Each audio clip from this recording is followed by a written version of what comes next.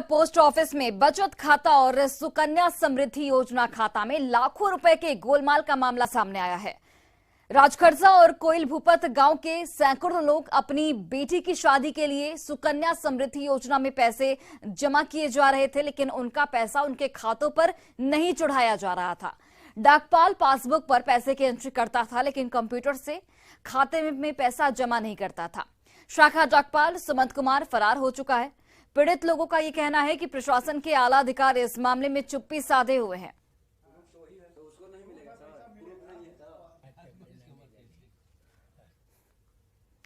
और बिहार सरकार ने रमजान में मुस्लिम कर्मचारियों और अधिकारियों को 1 घंटे पहले ऑफिस आने और 1 घंटे पहले जाने की छूट दे दी है, जिस पर बिहार में अब सियासत शुरू हो चुकी है। रिपोर्ट देखिए।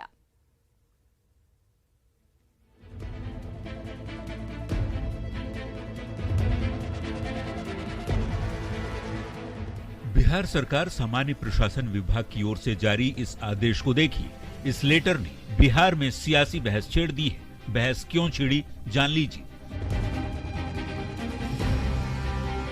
दरअसल बिहार सरकार ने रमजान पर मुस्लिम कर्मचारियों को बड़ा तोहफा दिया है। सरकार ने बिहार सरकार के कर्मचारियों और अधिकारियों को रमजान में 1 घंटा पहले ऑफिस आने और 1 घंटा पहले ऑफिस से जाने की छूट दे दी है। इसे लेकर सामान्य प्रशासन विभाग ने आदेश जारी किया है, जो हर रमजान के महीनों में प्रभावी रहेगा। कांग्रेस ने बिहार सरकार के इस फैसले का स्वागत किया है। तो ये तो सरकार अपनी उनकी सहूलियत का ध्यान रख रही है। सेवा को संतुष्ट करना सरकार का धर्म होता है। तो उन लोगों ने अपना कोई रिप्रेजेंटेशन दिया होगा, उस आधार पर ये फैसला हुआ। तो उससे न कोई काम बाधित हो रहा है, न कुछ हो रहा है। बीजेपी का झूठ का अड़ंगाबाजी चलते रहता है। बीजेपी ने बिहार सरकार के नए फैसले पर सवाल खड़े किए हैं। बीजेपी प्रदेश अध्यक्ष संजय जायसवाल ने बिहार सरकार से सवाल पूछा कि ये छूट हिंदू त्योहारों पर क्यों नहीं दी जाती। यह मैं शुरू से कहता था कि अगस्त में जो यह सरकार बनी है, यह पीएफआई के जो जदयू के सरकारी अफसर हैं और राजद में जो पीएफआई के जदयू राजद के कार्यकर्ता, उनकी गठजोड़ की सरकार है।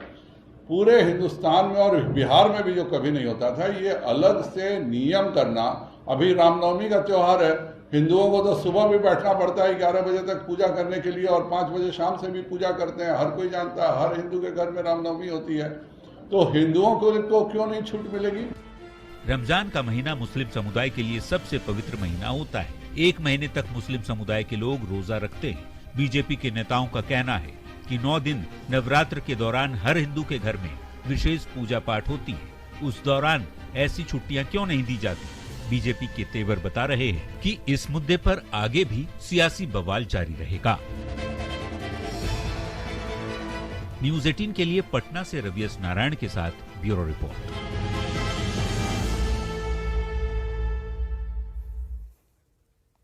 और दरभंगा में बनने वाला एम्स अब दरभंगा शहर से दूर शोभन एक्मी बाईपास रोड में बनेगा। इस बात की जानकारी बिहार सरकार के जल संसाधन मंत्री संजय झा ने दी है। डीएमसीएच की ओर से आयोजित एक कार्यक्रम में शिरकत करते हुए मंत्री ने ये जानकारी साझा की। उन्होंने बताया कि एम्स के निर्माण के लिए बिहार सरकार ने 150 एकड़ जमीन को चिन्हित कर लिया है और जल्द ही बिहार सरकार सारी औपचारिकताओं को पूरी करने के बाद केंद्र सरकार को सौंप देगी। और इनके साथ ही परिस्थिति में आप इन्हें हमेशा याद रखें। जब समाधान यात्रा में मुख्यमंत्री जी आए थे तो शोभन में वो स्पॉट पर जाकर के खुद जमीन देख के यहाँ से गए थे और वो जमीन बिहार सरकार ने तय करके कैबिनेट में डिसीजन होकर के दे दिया है। और जैसे मैंने बताया कि 113 एकड़ जमीन तो बिहार सरकार की है, वो जमीन दे दिया। 37 एकड़ जमीन एक्वायर करके देना है वहाँ पर, और वो एक्वायर करने के लिए एक उसका प्रोसेस है।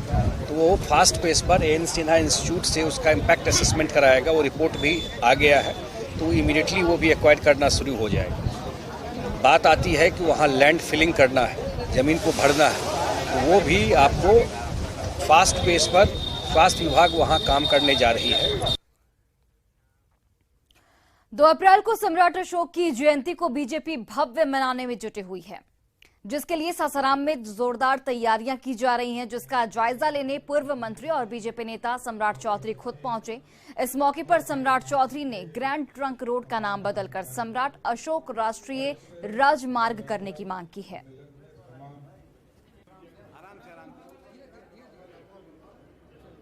सम्राट अशोक ने दो तरह के चीजों को इस देश को दिखाया दुनिया को। जब तक तलवार उठाया दुनिया जीतते रहे, और जिस दिन तलवार छोड़ा उस दिन शांति के प्रतीक हो। ग्रैंड ट्रंक रोड का भी नाम बदलकर सम्राट अशोक के नाम पर करना चाहिए, और चंदन पहाड़ पर जो शिलालेख है इसको पूर्ण रूप से विकसित करने का काम के लिए हम लोग भारत सरकार से भी आग्रह करते हैं। और बिहार में बढ़ते अपहरण के मामलों के बाद राष्ट्रीय लोक जनता दल के राष्ट्रीय अध्यक्ष उपेंद्र कुशवाहा ने एक बार फिर आरजेडी और सीएम नीतीश कुमार पर जमकर निशाना साधा है। कुशवाहा ने कहा कि अपहरण उद्योग एक बार फिर बढ़ने लगा है और बिहार एक बार फिर 2005 की स्थिति में वापस लौटने लगा है। सुनिए। लगातार अपहरण उद्योग जो कभी बंद हो गया था फिर से धीरे धीरे शुरू होने लगा है। हर तरह से बिहार 2005 की स्थिति में लौटने लगा है। बांका जिले के अमरपुर रेफरल अस्पताल में पदस्थापित डॉक्टर ड्यूटी पूरी करने के बाद देर रात भागलपुर जा रहे थे और उसी दौरान हाईवा की चपेट में आने से गंभीर रूप से जख्मी हो गए। इस टक्कर के बाद उनकी बाइक हाईवा में फंस गई। हाईवा चालक ने बाइक को छुड़ाने के लिए गाड़ी को आगे पीछे किया, जिससे वो और भी जख्मी हो गए। हालांकि चालक गाड़ी लेकर फरार हो चुका है। जख्मी डॉक्टर का इस वक्त अस्पताल में इलाज जारी है। अमरपुर में रोकल उसका क्या कहते हैं इलाज उलाज करके पेशेंट डेथ कर गया। उसका पेशेंट का डिक्लेयर करने के बाद अपना ड्यूटी ऑफ करके अपना भागलपुर जा रहे थे। इसी क्रम में डुमरामा के आगे सुल्तानपुर मोड़ पर ये अपना हाईवा गाड़ी से एक्सीडेंट कर गया। वहीं 2 अप्रैल को सम्राट अशोक की जयंती के मौके पर केंद्रीय गृह मंत्री अमित शाह एक बार फिर बिहार दौरे पर आ रहे हैं। वे सासाराम और नवादा के कार्यक्रम में शामिल होने वाले हैं। नवादा में अमित शाह के कार्यक्रम की तैयारियों का जायजा लेने पहुंचे केंद्रीय गृह राज्य मंत्री नित्यानंद राय ने कहा कि अमित शाह 2 अप्रैल को हिसुआ विधानसभा क्षेत्र में इंटर स्कूल के मैदान में जनसभा को संबोधित करेंगे और नवादा जिले में बीजेपी कार्यकर्ताओं के साथ संसदीय दल की बैठक में हिस्सा लेंगे और कार्यकर्ताओं को 2024 के चुनाव को लेकर टिप्स देंगे। लोकसभा के आम सभा को संबोधित करेंगे। उस दिन नवादा की महान जनता का आशीर्वाद लेंगे, उनसे संवाद करेंगे और फिर उसके बाद भारतीय जनता पार्टी के लोकसभा की कोर कमेटी की एक मीटिंग भी करेंगे। और छपरा में एक ऐसा मंदिर है जहां श्रद्धालु सच्चे मन से मन्नत मांगते हैं तो उनकी मनोकामना जरूर पूरी होती है। श्री राम जानकी मंदिर में मनोकामना पूर्ण होने पर श्रद्धालुओं के द्वारा मूर्ति स्थापित की जाती है, लेकिन मूर्ति स्थापित करने से पहले लाइन लगानी पड़ती है।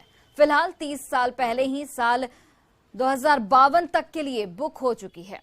हालात ये बन चुके हैं कि लाइन लगाने वालों का नाम बोर्ड पर लिखकर मंदिर के आगे लगाया गया है। कई श्रद्धालुओं की मन्नत पूरी हो चुकी है, लेकिन यहां मूर्ति स्थापित करने के लिए श्रद्धालुओं को वर्षों तक इंतजार करना पड़ता है। इस मंदिर में दशहरा में हनुमान जी की मूर्ति स्थापित की जाती है। हनुमान जी के कंधे पर श्री राम जी और लक्ष्मण जी विराजमान रहते हैं। ये मूर्ति लगभग 2 लाख की लागत से बनवाई जाती है। इसके बावजूद यहां मूर्ति स्थापित करने वालों की लंबी कतार रहती है।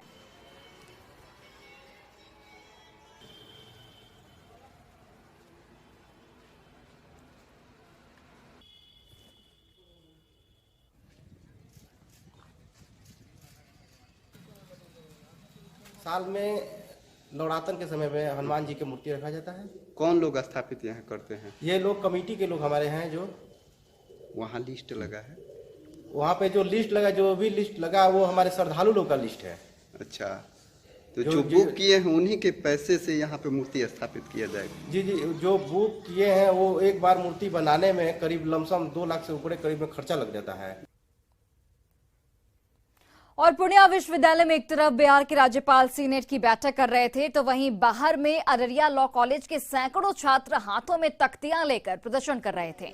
छात्रों का कहना है कि साल 2015 के बाद इन लोगों ने सीकेएम लॉ कॉलेज अररिया से LLB पास किया, लेकिन कॉलेज और विश्वविद्यालय की गलती की वजह से बार काउंसिल में उन लोगों का एनरोलमेंट नहीं हो पा रहा है।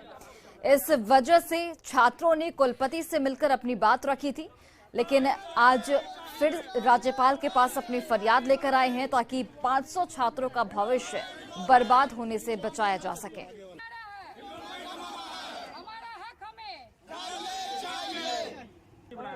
बिल्कुल हम लोग पीसफुल है और फिलहाल इस बुलेटिन में बस इतना ही। आप देखते रहिए न्यूज़ 18 बिहार झारखंड।